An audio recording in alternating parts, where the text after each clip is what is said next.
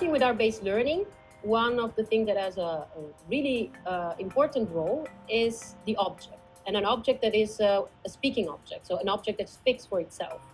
And when we work with speaking objects, we have to think of the fact that objects don't speak to everyone in the same way, of course. They have different voices depending on the one who is listening to them. And we can use objects as way of learning. They can be speaking object that helps us in the learning process. A learning process that can be about something else, so a specific topic, but that can be also about us. And I brought with me a simple object today. It's a toy car. It's a little car for kids. And the reason why I brought this is because this has been, in a specific moment of my life, a really important speaking object. And it has been a speaking object for me into learning things that helped me learning things about myself, and then has been used as a speaking object for the audience who was looking at it. And when I was working with my theater group, it was, I guess, 2011, 2012, in Rome, with my theater group, my performing group. We were doing this performance which had almost nothing to do with cars, in fact.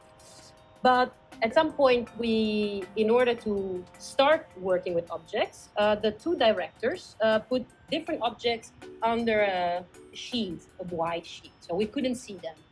We just had to go there, close our eyes, put our hand underneath the sheet, and take something out of it. And then that will become our object. We couldn't change it. That was our object. We were stuck with it. I was stuck with the toy car. What do you do with the toy car? Except for playing, of course. So my task was, for quite a long time, to use this object and make it speak to me. So what are the possibilities of an object? What can this object do? And of course, the first thing was, okay, just go and play with it. But it can go on different surfaces. It can also go on me.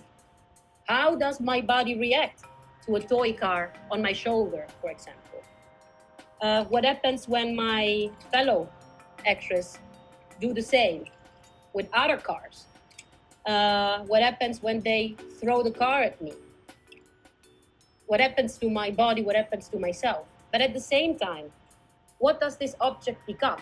So what are the options of objects? So this car, in that specific performance, became, I think, 25 different things, depending on the person who was speaking to it and listening to it. And at some point, there was the scene in which I was sitting at the table and I was served dinner, and the meal was made of cars. So that car was my meal. And I had to learn about how I could chew it, for example, without hurting myself, because I had to do it for 5 to 7 minutes. At some point, they had to throw objects at me, and we said, okay, then why not cars? We have a lot of cars, so let's use them. And every time I had to find a way to make my body react to the car so that I wouldn't end up full of bruises after every rehearsal. So the interesting thing is that while that object was speaking to myself and I was listening to it and my body was listening to it and I was learning more about myself and about what my body could do, I was exploring all the possibilities of these objects. And then because we were creating a performance, this object started talking also to someone else, meaning the audience. And like we already said before, what is interesting is that theater is the art of the spectator. So also objects can become something else in the eyes of someone else who's looking. And what I found always beautiful is that I could try to give the most vivid representation of a piece of, of fries, for example, being a toy car. But maybe in that moment, and someone from the audience who was looking at it had a completely different relationship with this same object.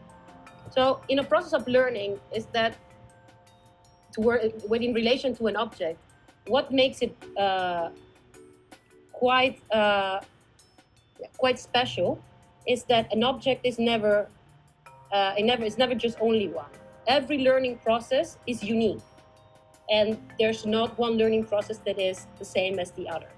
And that's why it is important to approach education and the learning process taking into account the person who is listening to it, the person who is receiving it, so the biography of those involved.